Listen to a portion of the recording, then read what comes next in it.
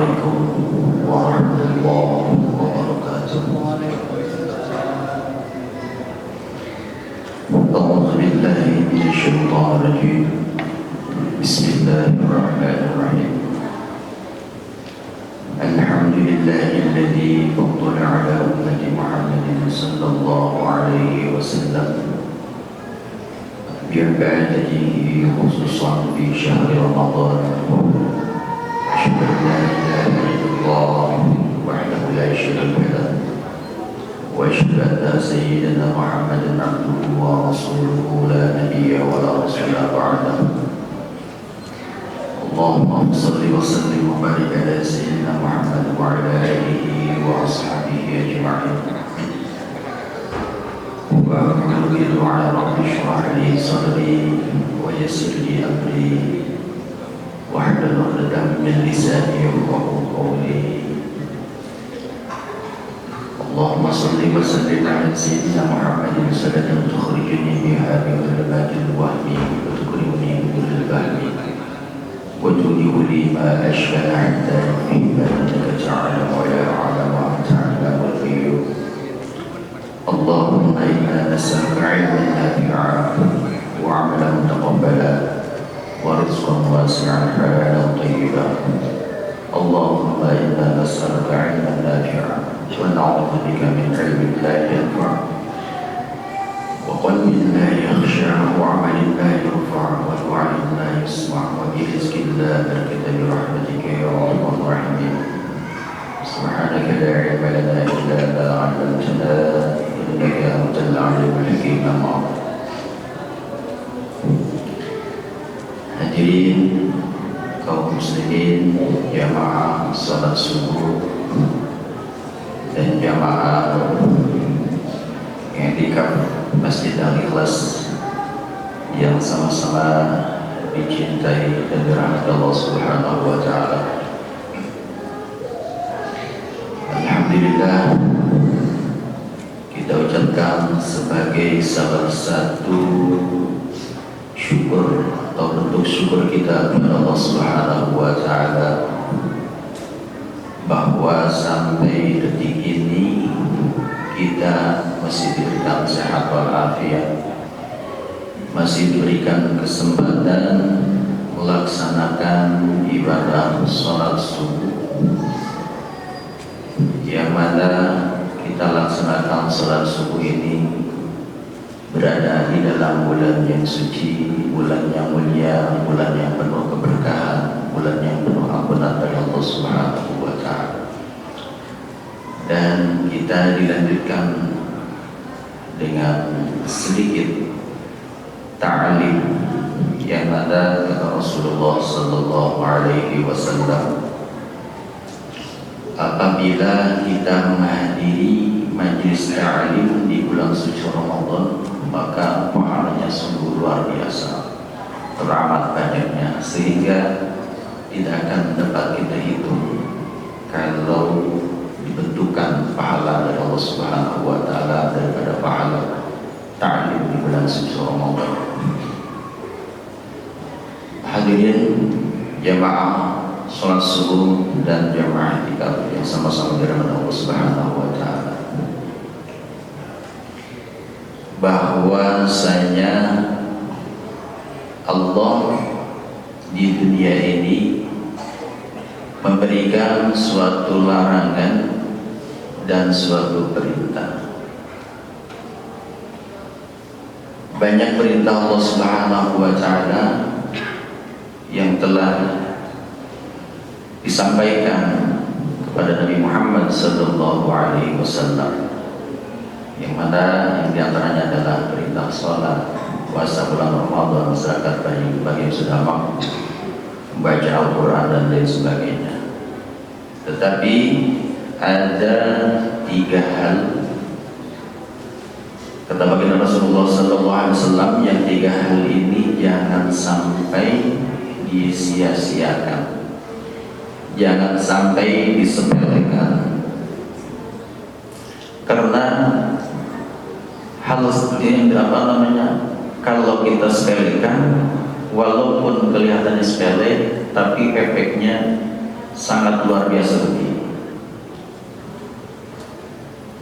Dari Abu Hurairah radhiyallahu ta'ala anhu qala Rasulullah sallallahu alaihi wasallam,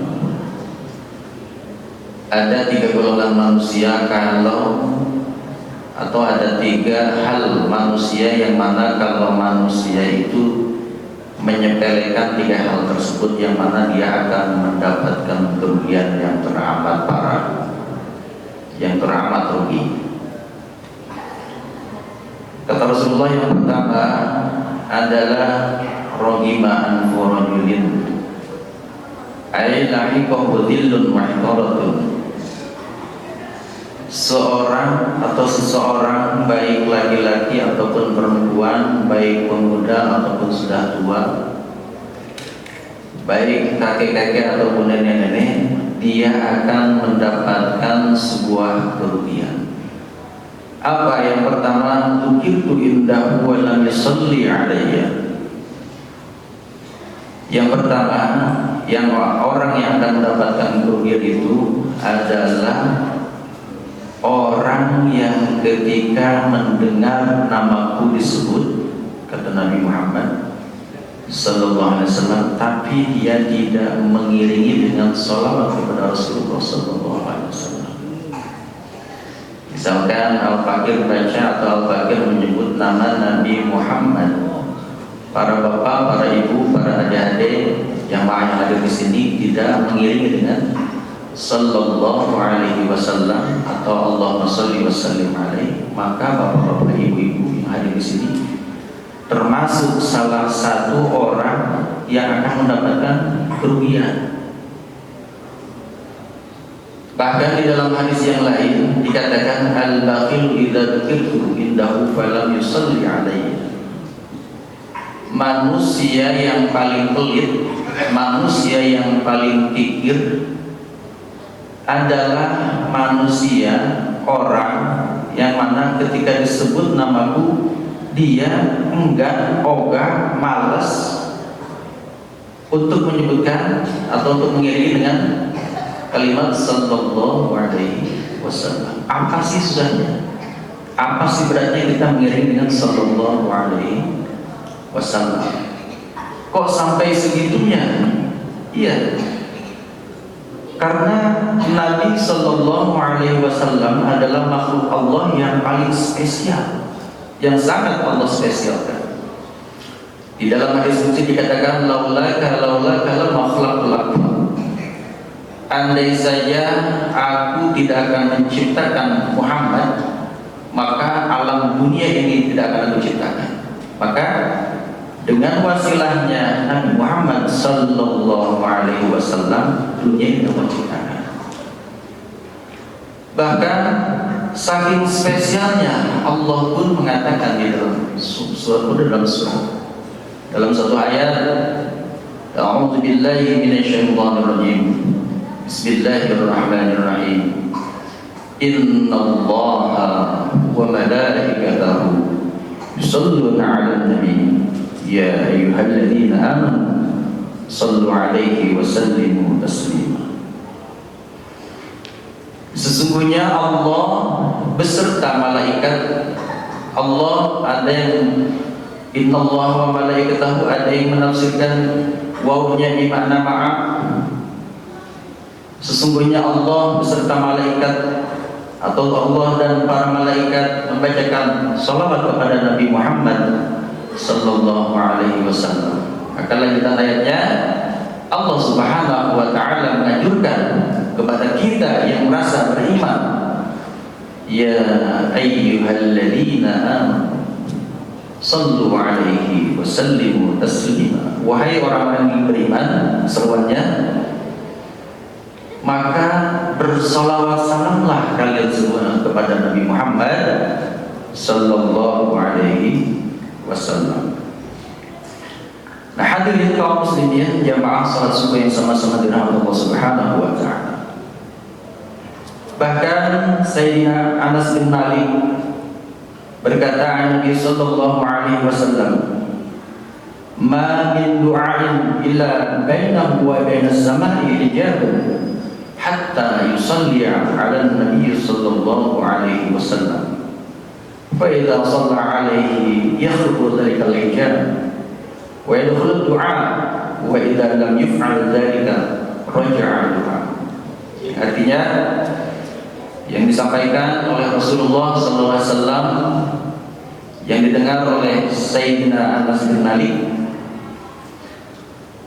seorang hamba ketika berdoa dia tidak membacakan salawat kepada Nabi Muhammad SAW, maka doa itu akan mengambang antara langit dan bumi.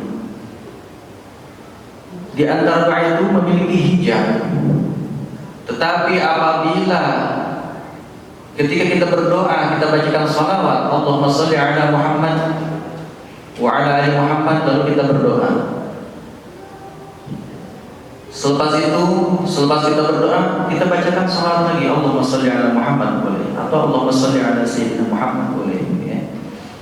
Maka doa itu, hijab itu akan terhempas, akan terbuka dengan berkahnya salawat kepada Nabi Muhammad sallallahu alaihi wasallam. Karena di dalam etika kita berdoa itu, yang pertama kita bacakan basmalah, yang kedua kita bacakan hamdalah, yang ketiga kita bacakan salawat kepada Nabi Muhammad sallallahu alaihi wasallam. Selepas itu kita berdoa mohon kepada Allah Subhanahu wa taala. Dan setelah kita berdoa bermunajat kepada Allah, tentunya kita tutup lagi dengan salawat dan hamdalah kembali. Itulah etika kita berdoa. Dan bahkan saking spesialnya salawat kepada Rasulullah sallallahu alaihi wasallam, dikisahkan ada seorang hamba yang mana hamba ini sholatnya rajin, sholat duha, sholat tahajud seperti para jamaah semuanya, sampai beriktikaf. Masya Allah, luar biasa. Tidak semua orang yang mampu untuk beriktikaf di masjid, untuk bertakarub kepada Allah Subhanahu wa taala, mendekatkan diri kepada Allah Subhanahu wa taala dalam rangka menggapai rahmat dan ridha Allah Subhanahu wa taala. Sampai-sampai ada seorang hamba dia lupa ketika sholat membacakan salawat kepada Nabi Muhammad sallallahu alaihi wasallam. Misalkan Allahumma sholli ala, kita tahiyat awal dan tahiyat akhir itu ada salawat, Allahumma sholli ala Muhammad wa ala ali Muhammad kama shallaita Ibrahim wa ala ali Ibrahim innaka Hamidum Majid, atau ada bacaan-bacaan tahiyat yang lainnya. Itu semua diperbolehkan menurut para jumhurul ulama. Nah, ketika ditanya oleh Rasulullah sallallahu alaihi wasallam, seorang hamba ini ditegur oleh Nabi, wahai fulan, salat anda, salat antum, kalau orang Betawi salat ente gak sah. Lalu seorang tadi, kenapa ya Rasulullah salat saya tidak sah? Padahal saya sudah capek-capek dari mulai sholat tarawih, sholat witir, tidur, habis tidur sholat tahajud lagi, sampai menjelang imsak, sampai sahur, makan sahur. Kenapa sholat saya tidak diterima sama Allah Subhanahu wa taala? Sepele, kata Rasulullah, antum tidak membaca sholawat kepada. Masya Allah, makanya jangan kita sepelekan membacakan sholawat kepada Rasulullah sallallahu alaihi wasallam. Lalu orang yang akan rugi yang kedua, yang mana orang tadi menyepelekan hal tersebut. Karena banyak sekali terjadi di masyarakat zaman sekarang, suka menyepelekan terhadap orang tua kita. Apa kata Rasulullah sallallahu alaihi wasallam? Wa rabiba an rajulin indahu abawahu aw ahaduhuma falam ya'mal fi haqqihima 'amalan yadkhulu bi sabiil jannah. Yang kedua yang akan rugi itu adalah orang yang mana suka menyepelekan kepada kedua orang tua. Padahal dengan sebabnya kita menyayangi, menghormati terhadap kedua orang tua kita, itu kita bisa dimasukkan oleh Allah Subhanahu wa taala, atau kita bisa mendapatkan ridho dan rahmat Allah Subhanahu wa taala sehingga kita diberikan surganya oleh Allah Subhanahu wa taala. Bahkan Allah Subhanahu wa taala berpesan yang berbunyi, a'udzubillahi minasyaitonir rajim, wa wassaynal insana biwalidayhi ihsana. Aku pesankan terhadap umat manusia, yaitu untuk selalu berbuat baik terhadap orang tuanya. Bahkan Allah menyandingkan ibadah tersebut dengan kebaikan atau berbuat baik kepada kedua orang tua. Apa kata Allah? Wa idh akhadna mitsaqa bani Israil la ta'buduna illallah wa bil walidayni ihsana. Ini sebenarnya dulunya khitabnya pada orang Bani Israel, tetapi sesungguhnya ini kena kepada kita semua, kepada khususnya umat Islam. Bahkan di dalam agama yang lain juga meyakini kalau berbuat baik kepada orang tua maka akan diberikan daripada keberuntungan. Cuman sayangnya kalau muslim itu Allah berikan keberuntungan hanya di dunia saja, di akhirat tidak mendapatkan keberuntungan. La ta'buduna illallah, jangan kalian menyembah, jangan kalian beribadah illallah, melainkan kepada Allah Subhanahu wa taala. Di dalam sambungan ayatnya, wa bil walidaini ihsana, dan berbuat baiklah terhadap kedua orang tua. Di dalam hadis Rasulullah sallallahu alaihi wasallam, ridallahu fi ridal walidain wa sukhtullahi fi sukhtil walidain, bahwasanya ridha Allah itu berada di dalam keriduan kedua orang tua. Hadis lain mengatakan, menguatkan al-jannatu tahta aqdamil ummahat, bahwasanya surga itu berada di bawah telapak kaki ibu. Yang artinya apa? Bukan di bawah telapak kaki ibu kita ada surga, tetapi surga itu menurut Allah, di hadapan Allah itu lebih rendah daripada kaki seorang ibu. Makanya cintai ibu, sayangi ibu, kasihi ibu, hormati ibu. Dari Sayyidina Ali radhiyallahu anhu, qala Rasulullah sallallahu alaihi wasallam, telah bersabda Nabi Muhammad sallallahu alaihi wasallam, ana bari'un mimman lam yuda haqqa walidayhi, aku akan berlepas diri dari seorang anak yang mana anak itu tidak memberikan hak terhadap kedua orang tuanya. Fakultu, kata Sayyidina Ali, ya Rasulullah, fa'ilam yakun ma'ahu syai'un, bagaimana Rasul kalau seseorang itu tidak memiliki apapun, tidak memiliki harta? Apa jawab Rasulullah SAW? Qala idza sami'a qawlahuma falyakul sam'an wa ta'atan. Apabila di antara kalian tidak memiliki harta, tidak memiliki benda, tidak memiliki apapun, minimal yang kalian lakukan adalah mendengar daripada atau mendengarkan dan taat mengikuti perintah-perintah atau suruhan daripada kedua orang tua. Jangan kita membangkang terhadap kedua orang tua, apalagi memelototi, memukul. Bahkan di zaman sekarang, naudzubillah, karena banyak korban gadget, sampai-sampai orang tua itu diancam dan bahkan parahnya lagi dibunuh. Ada sedikit cerita, Al-Fakir memiliki tetangga dulu di kampung. Ini saking kita harus jaga daripada hati kedua orang tua kita. Ada seorang anak yang mana di saat itu anak ini tidak tahu diri. Kenapa Al-Fakir sebutkan tidak tahu diri, anak apa orang tuanya tidak mampu, si anak ini minta dibelikan sebuah kendaraan. Dikarenakan orang tua ini tidak mampu, sampai-sampai si anak ini mengancam untuk membunuh. Warahima'an furajulin dakhala alaihi Ramadan wa tamma Ramadan qabla ayyagfir lahu. Seseorang yang sudah memasuki bulan suci Ramadan sampai bulan Ramadan ini sempurna, artinya sampai lebaran bulan Ramadan ini. Namun sayang, seribu kali sayang, Ramadan sudah akhir, sudah selesai, tetapi Allah Subhanahu wa Ta'ala tidak mengampuni kita. Kita tidak mendapatkan ampunan dari Allah Subhanahu wa Ta'ala. Kenapa?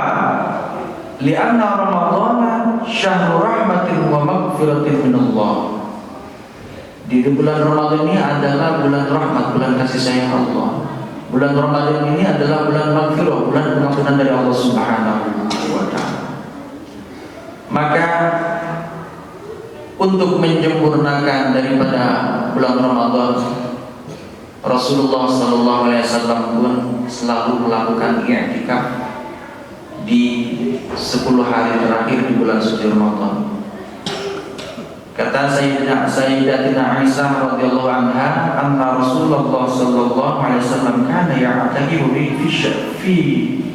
fi awahil min Ramadan fi ashril awakhir min Ramadan. Bahwasanya Rasulullah sallallahu alaihi wasallam itu selalu melakukan i'tikaf di masjid pada 10 akhir bulan Ramadan, hatta tawaffahu azza wa jalla, sampai Allah Subhanahu wa Ta'ala mewafatkan beliau sallallahu alaihi wasallam. Kemudian ma'takafa azwajuhu, diikutin oleh istri-istri Rasulullah sallallahu alaihi wasallam. Ini diriwayatkan dari Imam Bukhari, Muslim. Tetapi dalam sebuah kitab dikatakan istri-istri Rasulullah itu i'takafna fi buyutihinna. I'tikafnya itu istri-istri Rasul itu dalam sebuah kitab dikatakan bahwasanya istri Rasul itu melakukan i'tikaf itu di rumah masing-masing. Karena apa?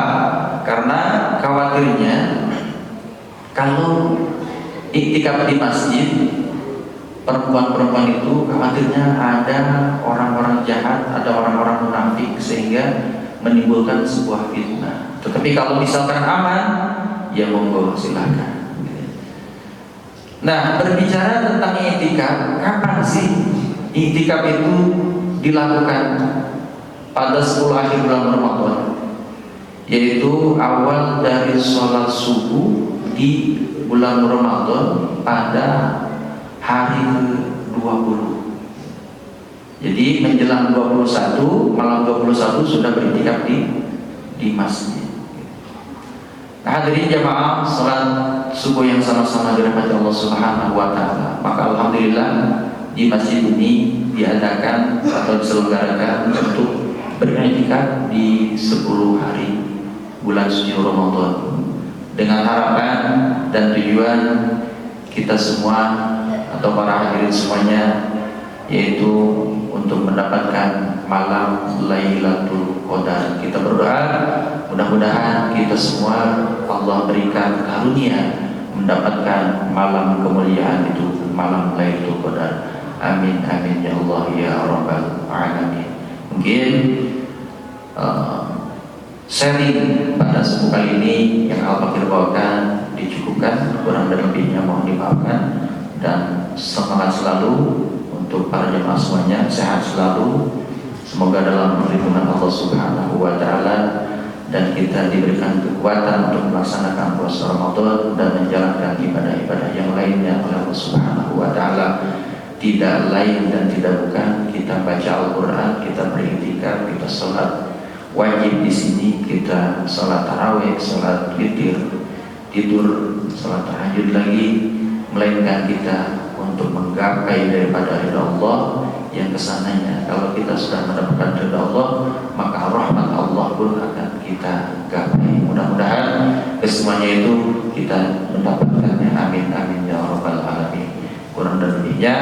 Mohon dimaafkan. Wal a'fu minkum billahi taufiq wal hidayah.